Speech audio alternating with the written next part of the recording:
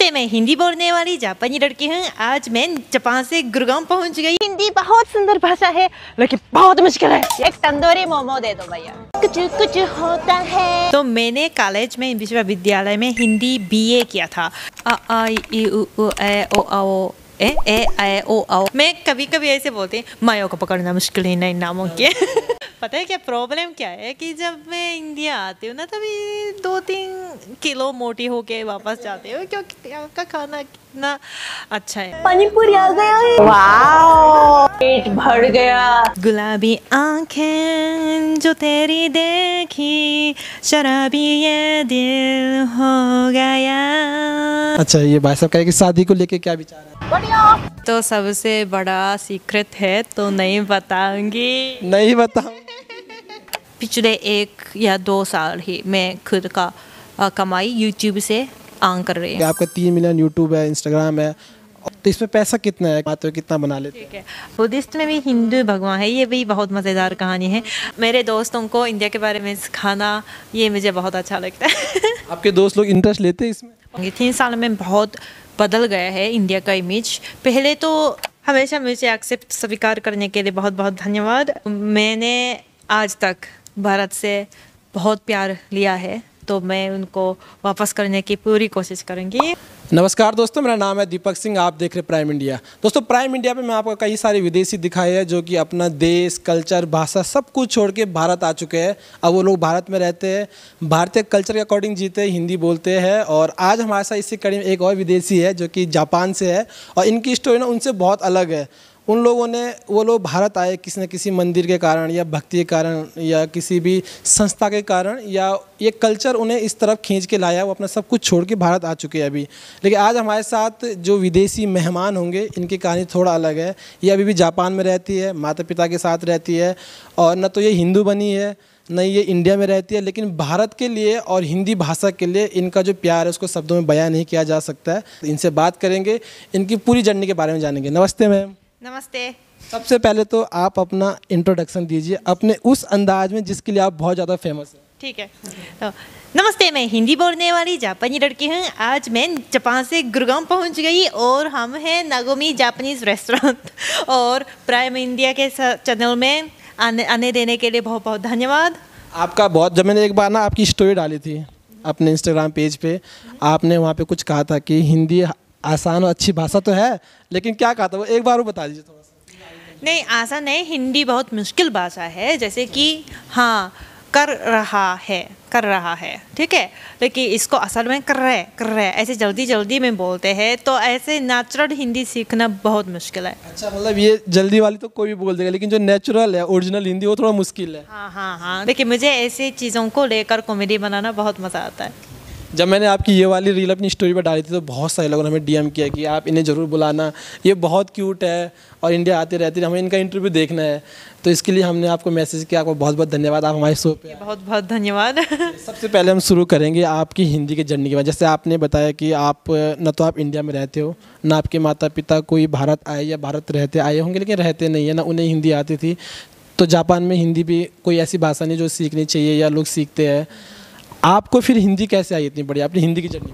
ठीक है, तो मैंने कॉलेज में विश्वविद्यालय में हिंदी बीए किया था। यानी कि जब मैं हाई स्कूल स्टूडेंट थी तभी मैंने निर्णय लिया था कि चलो मैं हिंदी सीख लूँगी। और तभी मुझे इंडिया के बारे में ज़्यादा नहीं पता था या भविष्य में मुझे क्या करना है वो भी नहीं पता था। तो मेरे पिताजी ने बोला था कि थोड़ा सा हिंदी सीखो, क्योंकि मेरे पिताजी हिमालय पर्वत में चढ़ते थे और कोलकाता, नेपाल, वो इंडिया सब घूमते थे और उनको बहुत पसंद है, इसलिए उन्होंने मुझे बोला था कि हिंदी सीखो।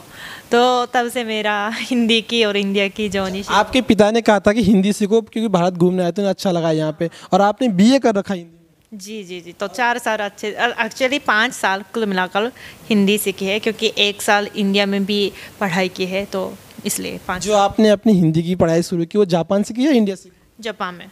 तो जापान में एक्चुअली 2 विश्वविद्यालय हैं जहाँ हिंदी बीए किया जा सकता है और उनमें से एक है ओसाका विश्वविद्यालय। तो वहाँ पे मैंने हिंदी सीखी है।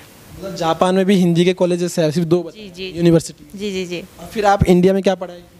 इंडिया में भी हिंदी तो यहाँ दिल्ली में केंद्रीय हिंदी संस्थान करके एक इंस्टीट्यूट है जहाँ फॉरेनर्स हिंदी सीख सकते हैं, तो वहाँ पे मैंने किया था। तो हिंदी के लिए मतलब इतना प्यार कैसे कि लोग जब जब पढ़ाई करते हैं तो कोई डॉक्टरी करता है, कोई इंजीनियरिंग करता है, ताकि हम लोग आगे जाके अच्छा सेटल हो, पैसा वगैरह बनाए, और आपने हिंदी चूज़ किया है। अब सबसे पहले ये मतलब गलत मत समझे, लेकिन मैं हिंदी से प्यार नहीं करती हूँ, ठीक है। मुझे लगता है भाषा ऐसी चीज़ है जो उस देश के संस्कृति के बारे में सब भारत वो देश के बारे में जानने के लिए एक बहुत उपयोगी टूल बोलूँगी। मैं जापानी से भी प्यार नहीं करती, इंग्लिश से भी प्यार नहीं करती, और वैसे ही हिंदी भी मुझे लगता है इंडिया के बारे में जानने के लिए एक बहुत उपयोगी चीज़ है। और हिंदी की वजह से मैं इंडिया के बारे में बहुत सीख पा रही हूँ और लोगों से बात भी कर सकती हूँ, और में लोगों से प्यार है, देश से प्यार है, तो ऐसा तो हिंदी तो ज़रूरी होती है मेरे लिए। तो भाषा तो आपने बताया एक टूल है यहाँ पे अच्छे से रहने का, लेकिन देश से प्यार है आपको भारत से?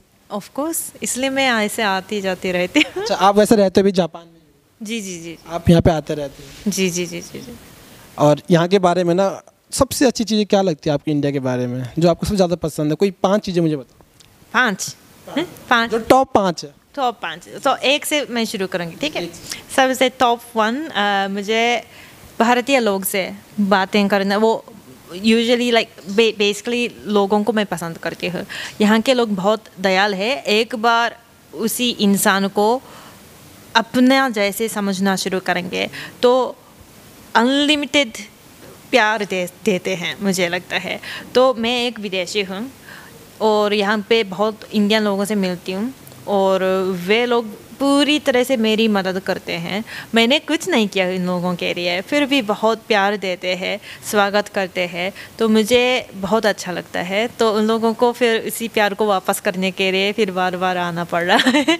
तो हाँ, एक तो वो है कि इंडियन तो हो गया कि इंडियन, हाँ, लोग दयाल है और बहुत स्वीकार करते हैं। और दूसरा खाना तो पता है क्या प्रॉब्लम क्या है कि जब मैं इंडिया आती हूँ ना, तभी 2-3 किलो मोटी होके वापस जाती हूँ, क्योंकि यहाँ का खाना कितना अच्छा है। मेरा फेवरेट है पंजाबी कुलचा। वो अभी भी सपनों में आता है। जब जापान जाते हैं। हाँ, और जापान में मिलता है पंजाबी कुलचा? नहीं, शायद मिलता होगा, पर इतना अच्छा तो कहाँ मिलता है। वो पंजाब में जो खाया है वो अभी भी सपने में आता है। तो और पानी पूरी भी बहुत पसंद है। हाँ, मैंने आपको ब्लॉग भी देखा था। हाँ, पानी पूरी, दही बल्ला, छोले भटूरे, ये सब बहुत पसंद है। दूसरा पहला हो गया यहाँ के लोग, दूसरा फूड, तीसरा साड़ियाँ। मुझे अलग अलग रंग की साड़ियाँ वो बहुत अच्छी लगती है, और साड़ियाँ मतलब क्या सुंदर, एक ही कपड़ा है, इसको अलग अलग तरीके से पहन सकते हैं। हर जगह पे हर एक अलग अलग साड़ी खरीदना बहुत अच्छा लगता है। आपको साड़ी बहुत अच्छी लगती है? जापान में तो लोग, वहाँ के लोग नहीं पहनते होंगे साड़ियाँ? पहनते नहीं, मतलब वो जापानीज लोग जो इंडिया में रुचि रखते हैं वे लोग पहनते हैं, लेकिन यूजुअली नहीं पहना। यूजुअली ये इंडिया का ही वेशभूषा।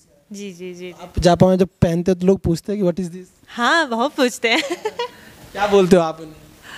मैं वैसे बस बताती हूँ, ये इंडिया की साड़ी नामक पारंपरिक कपड़ा है, तो ऐसे समझाती हूँ। और साड़ी ना बांधना, जैसे नॉर्मल कपड़े क्या होते हैं, सिंपली पहने जा सकते हैं, लेकिन साड़ी थोड़ा कॉम्प्लेक्स होती है पहनना। तो ये कहाँ से सीखी आपने पहनना? अभी भी कोई और पहनाता है या आप खुद पहनते?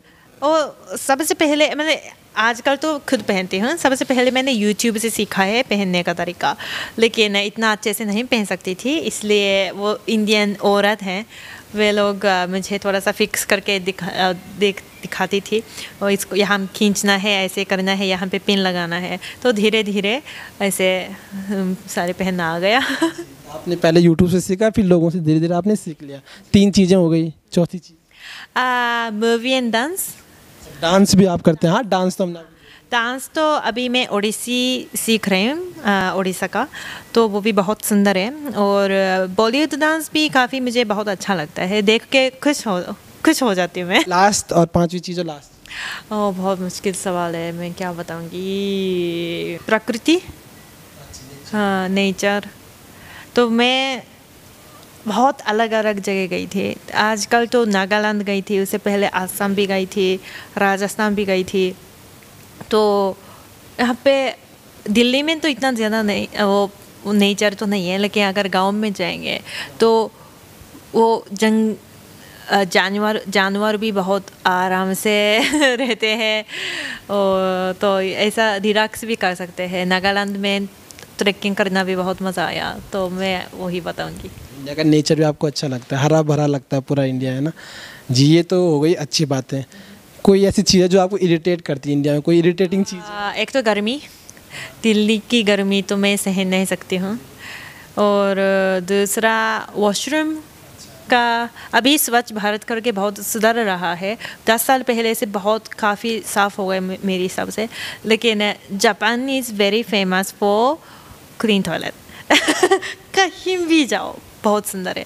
तो मुझे लगता है जब जापानीज़ लोग इंडिया आते हैं, सबसे पहले दिक्कत ये है कि वॉशरूम। तो जैसे कि इंडिया में पानी इस्तेमाल किया जाता है, वो बहुत अच्छी बात है, वो एनवायरनमेंट के लिए अच्छा है, लेकिन जो पानी इस्तेमाल करने के बाद वो क्या बोलते हैं इसको, कुर्सी के ऊपर में थोड़ा सा पानी, हाँ सीट के ऊपर पानी थोड़ा थोड़ा गिरा होता है, तो हाँ हमारे लिए पता नहीं चल रहा है कि ये सुसु है या पानी। तो ऐसा मतलब हमारे वो थोड़ा मुश्किल हो, कंफर्टेबल है। तो हम पूरी तरह से वो जो वेट टिश्यू वगैरह लेके चलती हूँ, ऐसे ऐसे क्लीन करने के बाद बैठते हैं।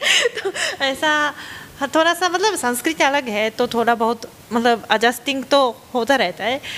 अच्छा दोस्तों, मैं आपको बता दूं कि ये बहुत ज़्यादा फेमस भी है। इनके लगभग 3 मिलियन प्लस इनके यूट्यूब पे सब्सक्राइबर है, 7-8 लाख इंस्टाग्राम में फॉलोवर है, और इनकी ऑडियंस मैक्सिमम इंडियन होगी, राइट? क्योंकि आप हिंदी में कंटेंट बनाते हैं, तो इंडिया में ये काफ़ी फेमस है। पहले जैसे मैंने आपको बोला कि बहुत सारे लोगों ने डिमांड की थी, तो कभी आपको फैंस वगैरह मिलते हैं इंडिया में कोई? हाँ। रास्ते में अच्छा लगता है, मतलब बहुत दया, मतलब ऐसे बोलते कि मयो जी है ना, ऐसे तो थैंक यू, ऐसे फ़ोटो खींचते हैं तो बहुत अच्छा लगता है। अच्छा, फ्यूचर का प्लान क्या आपका मतलब आप जापान में रहेंगे, इंडिया में से ट्रैवल करेंगे? कभी सोचा है कि कभी एक दिन इंडिया? मैं ट्रैवल करती रहना चाहती हूँ, वो मेरा उद्देश्य मतलब पैशन है कि जब मतलब मैं मायो जापान चैनल में जापान के बारे में इंडियन लोगों को बताती हूँ, लेकिन उल्टा भी करती हूँ, इंडिया के बारे में जापानीज़ लोगों को बताती भी, वो उसी के लिए अलग से चैनल चलाते हुए। तो दोनों देश में रहना चाहिए होता है। सही बात है। तो आप अभी इंडिया के लोगों को जापान कल्चर के बारे में बता रहे हैं, और जापान के लोगों को इंडिया के कल्चर के बारे में बता रहे हैं। जी जी, बहुत सुंदर, थैंक यू सो मच। तो अभी मैं आपकी इंस्टाग्राम पे जब विजिट कर रहा था, तो मैंने एक चीज़ बड़ी अच्छी देखी कि आप ना जो बॉलीवुड फिल्मों के कोई गाने ले लेंगे, कोई डायलॉग ले लेंगे, कोई भी एक सीन ले लेंगे, और उनके जो स्टेप्स रहते हैं ना, उसको एग्जैक्ट मतलब काफ़ी हद तक ऐसा लगता है ये AI मेड भी है, बहुत अच्छे से कर पाते हो। तो इसमें कितना टाइम लगता है? जो आपके और फ्रेंड्स रहते हैं ना आपके साथ जो ज्वाइन करते हैं, वो लोग भी हिंदी जानते हैं, आप उनको सिखाते हो कि भैया ये ऐसे ऐसे कर रहा है, ऐसे ऐसे बोलना पड़ेगा? सिखाते हूँ। मेरे वो जो एक लड़का है काके तक, जो शाहरुख खान जैसा दिखता है। हाँ, शाहरुख खान जैसा तो नहीं दिखता, थोड़ा जो हाँ थोड़ा हाँ। अच्छा। तो उनको हिंदी नहीं आती है, लेकिन मैं जब डायलॉग बुलवाती हूँ तभी तो सिखाती हूँ, और लिप सिंक भी बिना मतलब जान के भी अच्छे करते हैं। तो ऐसे, और वो भी मुझे बहुत मज़ा आता है कि ऐसे डांसर, जापान के डांसर्स है जो इंडिया के बारे में नहीं जानते हैं, लेकिन मैं ज़बरदस्ती करवाती हूँ डांस, तो धीरे धीरे मतलब पसंद आ जाता है। तो मेरे दोस्तों को इंडिया के बारे में सिखाना, ये मुझे बहुत अच्छा लगता है।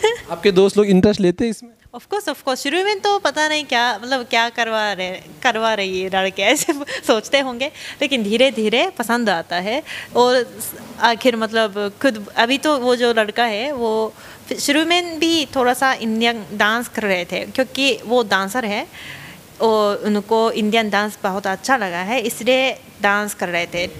हाँ, लेकिन उसी समय इंडियन मूवी तो कभी नहीं देखी हुई थी, मैंने दिखाया है बहुत बार, ये रिकमेंड किया है पहले ये देखो और उसके बाद ये देखो, ऐसे करके थोड़ा थोड़ा सिखाया है। तो अब खुद इंडियन मूवीज़ वगैरह देखते हैं।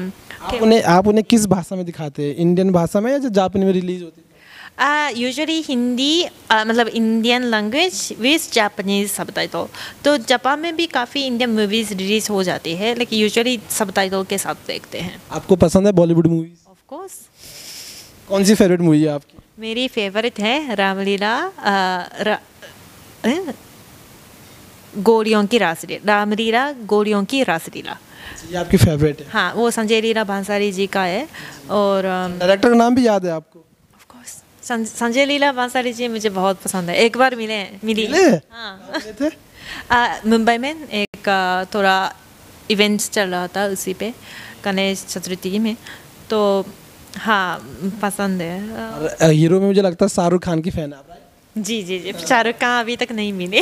नहीं मिले? अभी कोशिश की है कोई डीएम वगैरह कुछ किया? नहीं, डीएम शाहरुख खान को डीएम नहीं कर सकती है, मतलब देखते भी नहीं होंगे ना खुद, इतना सारे डीएम्स आते हैं। विश है उनसे मिलने की? Of course. कोई डायलॉग है उनका आपको याद?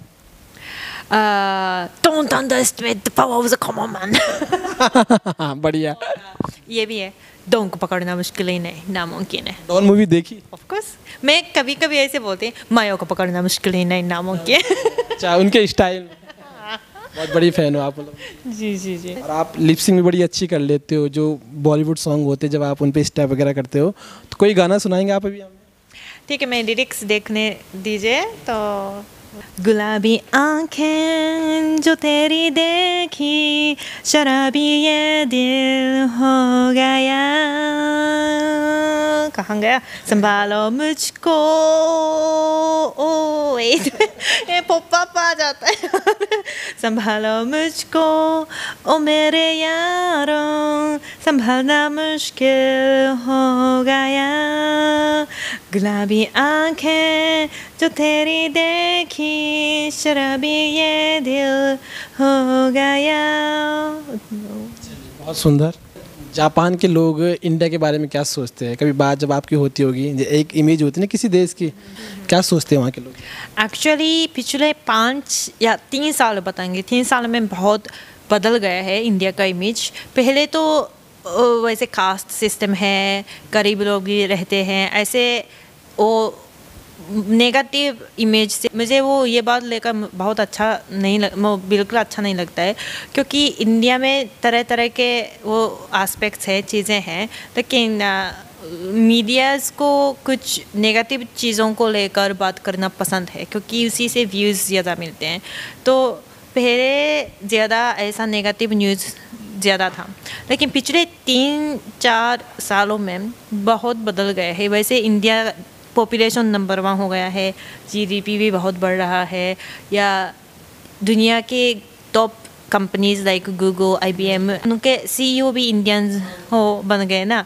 और अभी इंडिया का टेक्नोलॉजी, जैसे कि जापान में भी पेटीएम वैसा वो पे करके चलता है, वो भी इंडिया का वो टेक्नोलॉजी है। ऐसी चीज़ें बहुत चल गए, मतलब फैल गए हैं, ऐसी बातें, ऐसी चीज़ों को लेकर लोगों को पता चल गया है। तो वो इमेज बहुत अच्छा होता जा रहा है, बन रहा है, तो वो मुझे बहुत अच्छा लगता है। आज से 4-5 साल पहले ज़्यादा चीज़ें नेगेटिव सुनने को मिलती, लेकिन धीरे धीरे वो पॉजिटिव में बदल रही है। लेकिन आपने एक बहुत ज़रूरी बात बोली है कि जो यहाँ का मीडिया है ना, वो just going for the TRP views के लिए जा रहे हैं। और ये मतलब आपको लगता है कि जब मीडिया जो चीज़ दिखाती है अपने देश के बारे में, वो बाहर उस चीज़ का इम्पैक्ट पड़ता है भारत से बाहर? इसलिए मैंने जापानीज़ लोगों को इंडिया के बारे में बताना भी शुरू किया था कि मुझे मतलब पहले से मतलब हिंदी की पढ़ाई की है, इसलिए बहुत पिछले 8-9 साल से मैं इंडिया से जुड़ी हुई हूँ। लेकिन जब मैं ऐसे बोलती हूँ तभी लोगों का पहला सवाल ऐसा है कि लड़की इंडिया अकेला जाना सही है, मतलब सेफ़ है कि नहीं, ऐसा सवाल बहुत आते थे। जापान में भी ये चीज़ें होती है? जापान में नहीं, इंडिया, जापान काफ़ी सेफ़ है। रात को 11 बजे, 12 बजे, 1 बजे भी मैं अकेले ऐसे घूम सकती हूँ। हाँ, तो वो सेफ्टी के लिए जापान बहुत मशहूर है। इंडिया, दिल्ली में ये नहीं करती हूँ, लेकिन लोग ज़्यादा चिंता कर रहे हैं कि मैं दिल्ली अकेली घूमती हूँ, थोड़ा सा ध्यान रख के, जैसे कि अंधेरा होने के बाद ज़्यादा बाहर नहीं निकलती हूँ। और ये सब जानबूझ के यहाँ पहुँचने के लिए कैसे टैक्सी से जाऊँगी, ट्रेन पकड़ूँगी, ये सब सर्च करने के बाद निकलती हूँ। तो तो ऐसे थोड़ा सा संभाल के रहेंगे तो ख़तरनाक नहीं है। मैं अकेली सेफली मैं इंडिया घूम सकती हूँ। लेकिन जापानीज़ लोग ऐसे पूछते हैं कि अकेले जाना सेफ़ है कि नहीं। मतलब ये सब ध्यान से ना सोचे, बस वेगली इमेज है कि सेफ़ नहीं है। लेकिन अगर थोड़ा सा डिटेल में जाएंगे तो ऐसे प्रिकॉशंस है तो सेफली रह सकते हैं। ऐसे वहाँ तक का समझते नहीं ना, तो ऐसी बातों को समझाने के लिए, बताने के लिए मैं वीडियो खोला था। और एक्चुअली मुझे लगता है मेरे वीडियो देखकर बहुत लोगों को ऐसा लगा कि ठीक है, इंडिया में जा सकती हूँ या जा सकता हूँ, बस ऐसी चीज़ों पे ध्यान रखना है। तो हाँ, ऐसा है। इस चीज़ के लिए ना आपका बहुत बहुत धन्यवाद कि आप मतलब भारत को इंटरनेशनल लेवल पे एक अच्छा मैसेज लोग देने की कोशिश कर रहे हैं। जैसे आपने ये बोला कि यहाँ का जो मीडिया है वो नेगेटिव चीज़ ज़्यादा दिखाता है, जिस कारण इमेज थोड़ा ख़राब होती है। लेकिन एट द सेम टाइम आप कह रहे हैं कि नहीं, मैं अकेली घूमती हूँ, अपनी वीडियो में बताती हूँ कि आप थोड़ा सा प्रिकॉशन के साथ रहेंगे तो आप अकेले घूम सकते हो। दिस इज़ सेफ कंट्री, जिसके लिए आपको बहुत बहुत धन्यवाद कि आप इतनी अच्छी इमेज पूरी दुनिया में हमारी बना रहे हैं। थैंक यू सो मच इसके लिए। और जो हमारे देश के बहुत सारे लोग हैं जो वेस्टर्न वर्ल्ड को ज़्यादा एडमायर करते हैं, उनके लिए कोई मैसेज देना चाहेंगे? अपना अपना सोच है। सबसे पहले तो मैं किसी का सोच नहीं बदलना चाहती हूँ, लेकिन एज अ फॉरेनर मुझे लगता है कि भारत में बहुत सारे सुंदर संस्कृति है और हिंदी भी बहुत, मतलब मैंने बोला था कि प्यार नहीं करती, लेकिन हिंदी में बात करने से मुझे बहुत मज़ा आता है। लगाव तो है। हाँ। तो हाँ, मुझे लगता है वेस्टर्न को अडमायर करने की कोई ज़रूरी नहीं है। अपना अपना देश में अपना अपना चीज़ होती है और सब सुंदर होती है। ऐसा नहीं कि एक देश से एक दूसरे देश से आगे है या सुंदर है। सब देश सुंदर चीज़ें हैं, तो ऐसी चीज़ों को देखना भी मुझे लगता है सही है। लेकिन बाकी आपकी मर्जी। भारत में कहाँ कहाँ अभी तक आपने ट्रैवल किया है? किन किन जगहों पर आपने? कोशिश करती हूँ दिल्ली, राजस्थान, असम, मणिपुर, नागालैंड, बिहार, आगरा, वाराणसी, उड़ीसा, मुंबई, पुणे, पंजाब, बंगलोर, तमिलनाडु और मैक्सिमम इंडिया आपने कवर कर लिया? इतना नहीं है, केरला नहीं गई अभी। नहीं, आपने उत्तराखंड भी नहीं आया? अयोध्या अभी तक नहीं गई। ये क्वेश्चन भाई मन्नू था कैमरामैन हमारे पीछे से कि अयोध्या गए हो, तो मैम ने बोला कि जाना है। क्यों जाना है, क्या विषय? आजकल राम मंदिर फिर से बनाया गया था और हाँ, इसी समय में जाना चाहती थी, लेकिन बहुत लोग जा रहे थे इसलिए क्राउड ज़्यादा। मुझे लगा थोड़ी देर में जाऊँगी। तो अभी फ्यूचर में जाओगे आप? हाँ, जाना चाहती हूँ। हाँ। और किसी के मन में कोई क्वेश्चन हो आप में? अच्छा, ये भाई साहब कहें कि शादी को लेके क्या विचार है आपके, करेंगे कब करेंगे? देखो उनका क्वेश्चन है कि आप शादी को लेके क्या सोचते हो, कब करोगे, हुई है नहीं हुई है, इंडियन से करोगे जापानी से करोगे, ये पूछे। ये तो सबसे बड़ा सीक्रेट है, तो नहीं बताऊंगी। नहीं बताऊँ? लेकिन अच्छा, इतना बता दो, इंडियन से करेंगे या जापानीज? सीक्रेट है, टोटल सीक्रेट। Total secret. ये सीक्रेट कभी ना कभी रिवील होगा, कब करेंगे हम वेट करेंगे। ठीक है, हाँ, सुन, इंतज़ार करो। इंतजार करेंगे। चलो एक चीज़ और पूछे, इसमें ना इंडियन लोगों को बड़ा इंटरेस्ट रहता है, क्योंकि अब हमारा जो इंडिया है ना, उसमें से मैक्सिमम यूथ ना यूट्यूब की तरफ जा रहा है, वो सोशल मीडिया पे आना चाहते हैं। अब लोगों की ज़्यादातर मुझे लगता है ये फर्स्ट चॉइस बन चुकी है मैक्सिमम लोगों की। जो आपके तो बहुत अच्छे चैनल है, अर्निंग के बारे में बताएंगे कि वहाँ से कितनी अर्निंग हो पाती है, क्या लोगों की इस तरफ आना चाहिए, क्योंकि आपका 3 मिलियन यूट्यूब है, इंस्टाग्राम है और भी आपके चाहे चैनल पेजेस है, तो आप अच्छा खासा भी कर रहे हो उसमें। तो इसमें पैसा कितना है, कैसे कैसे कमाते हो, कितना बना लेते हो? ठीक है, मैं एग्जैक्टली नहीं बताऊंगी ऑफ कोर्स पर मैं जापान में रहती हूँ और इंडिया आती रहती हूँ, तो ऐसे ज़िंदगी यूट्यूब गूगल एडवर्टाइजमेंट से तो अफोर्ड नहीं कर सकती, बिल्कुल नहीं। तो आपकी वाली लाइफ है वो? हाँ, लेकिन नॉर्मल लाइफ है, फिर भी मैं नहीं रह सकती गूगल एडवर्टाइज से। तो मैं पीआर वीडियोस वगैरह बनाती हूँ, तो वो भी किस्मत से स्पॉन्सर्ड वीडियो। तो मैं वैसे जापानी होने पर हिंदी में वीडियोस बनाती हूँ ना, तो जितने इंडिया में जो जापानीज़ कंपनीज़ है उन लोगों से पीआर का प्रमोशन वीडियो का ऑफ़र आता है, तो वो लेकर मैं पैसे कमाती हूँ। लेकिन इतना आसान नहीं है, मतलब पाना आसान। ये बात वो YouTube 5-6 साल से कर रही हूँ, लेकिन बस पिछले 1 या 2 साल ही मैं खुद का कमाई यूट्यूब से अर्न कर रही हूँ। तो उससे पहले क्या करती थी कि मैं जापानीज़ लोगों को हिंदी व्याकरण सिखाती थी और कुछ जापानीज़ भी सिखाती थी या ट्रांसलेशन का काम करती थी। तो अभी भी मतलब मुझे नहीं पता कि आगे जाके कितना ये कंटिन्यू कर पाऊँगी, तो बेहतर है दूसरा अर्निंग का कमाई के लिए कुछ काम रखो। और तो साइड में यूट्यूब करके अगर पसंद है, अगर कमाई आ रही है तो यूट्यूब भी कर सकते हैं। अभी आप वैसे क्या करते हो और चीज़ें अपने नॉर्मल लाइफ? हिंदी कुछ ट्रांसलेशन और क्लासेस अभी भी कभी कभी करती हूँ, लेकिन अभी यूट्यूब में ठीक चल रहा है तो ज़्यादा फोकस है। लेकिन ऐसा रास्ता मैंने बचा के रखा है कि यूट्यूब के बाद भी कुछ कर पाऊँ। हाँ, ये जो आपने बोला कि मैं ट्रांसलेशन करती हूँ, क्लासेस देती हूँ, किस चीज़ के क्लासेस या ट्रांसलेशन? हिंदी, ज़्यादा हिंदी सिखाती हूँ। तो जापान में इंडिया में काफ़ी सारे जापानीज़ लोग हैं जो यहाँ काम करते हैं और काम के लिए इंडियन लोगों से बात करनी है, कभी ज़रूरत है कि थोड़ा मतलब फ्रेंडली होने के लिए हिंदी है तो आसान हो जाता है, इसलिए ऐसे हिंदी सीख रहे हैं। मोटे मोटे तौर पे ये भी कह सकते हैं कि आप एक हिंदी गुरु भी है। जी, ये पता नहीं इस वीडियो में कितने व्याकरण की गलतियाँ की है, फिर भी हाँ, हिंदी तो अच्छी है आपकी, बहुत अच्छी है हिंदी। लेकिन बोलते बोलते गलती तो होती रहती है। लेकिन टेक्स्ट बुक से के हिसाब से हिंदी व्याकरण सिखाना मुझे लगता है मैं अच्छे से करती हूँ। अच्छा, जैसे अ आ आते हैं आपको? अ आ जैसे ABCD होता है ना, इंग्लिश में तो हमारे अ आ ई होता है, आता है? हाँ, सुनाएंगे आप एक बार? आ आ ई उ उ ए ओ आ ओ ए ओ आओ और का खा गा घा ना ता टा ठा डा चा छा जा झा ना। कब तक करूँगी ये हिंदी देवनागरी लिखना भी मुझे आता है, मतलब कॉलेज में सीखा है। अच्छा, आप लिख के पढ़ लो। हाँ हाँ हाँ। एक सवाल मैं और पूछना चाहता हूँ। जैसे हम लोग तो ज़्यादातर भक्तों का इंटरव्यू करते हैं, मतलब जो डिवोटीज़ होते हैं, जो भगवान में स्पिरिचुअलिटी में बिलीव करते हैं, उनका इंटरव्यू करते हैं और विदेशियों का ही करते हैं। और वो अपने देश में क्या था ना, वो भगवान उनके देश में ना होते थे, ना वो मानते थे ज़्यादा, ना पूजा पाठ, लेकिन अभी वो करते हैं। तो आप भगवान इन सब चीज़ों में विश्वास करते हो? मैं एक तो बुद्धिस्ट हूँ और बुद्धिस्ट में भी हिंदू भगवान है, ये भी बहुत मज़ेदार कहानी है। यूजुअली बुद्धिज़्म में हिंदू भगवान नहीं है, लेकिन जापान में वो बहुत शिंतोइज़्म, बुद्धिज़्म, हिंदुइज़्म ये सब थोड़ा मिला के, हिस्टोरिकली थोड़ा मिला के अभी भी मौजूद है। तो बोधि धर्म के मंदिर में भी हिंदू भगवान बहुत मौजूद हैं। तो उन लोगों को उन भगवानों को मैं पूजा करती हूँ।